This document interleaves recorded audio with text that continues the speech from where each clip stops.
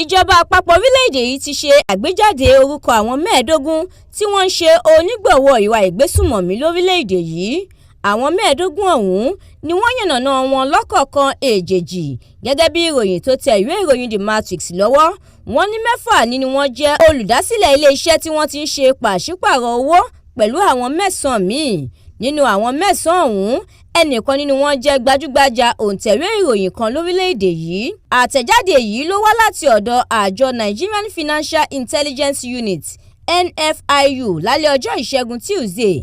Àkójọpọ̀ ìwé ìpàdé tí àjọ Nigerian Sanctions Committee ṣe lọ́jọ́ Ajé Monday, ọjọ́ 18 oṣù kẹta ọdún 2024, ó fìdí ẹ̀ múlẹ̀ pé wọn yóò bẹ̀rẹ̀ sí ní fi imú àwọn tọ́rọ̀ kàn ọ̀hún kàtà òfin.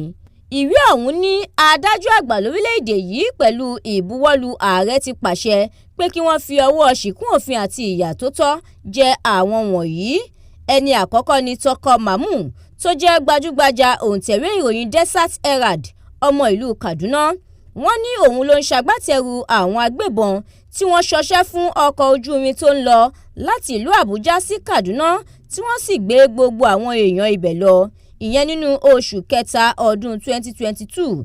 Owó tí kò dín ní $200 ni Mamu pa wọlé sí àpò ẹgbẹ́ agbésùnmọ̀mí ISWAP. Owó yìí sì jẹ́ owó tí ẹbí àwọn tí wọ́n jí gbé yìí san láti fi gba àwọn ènìyàn wọn padà nígbà náà.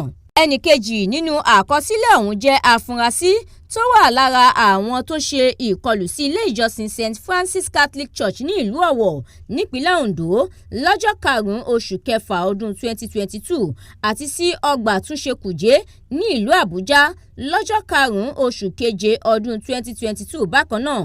Ìwé ìròyìn The Matrix ṣe àkọsílẹ̀ orúkọ àwọn afurasí ọ̀daràn yìí lọ́kọ̀ọ̀kan èjèèjì gẹ́gẹ́ bí àjọ Nigeria Sanctions Committee ṣe gbé jáde lẹ́yìn ìpàdé wọn.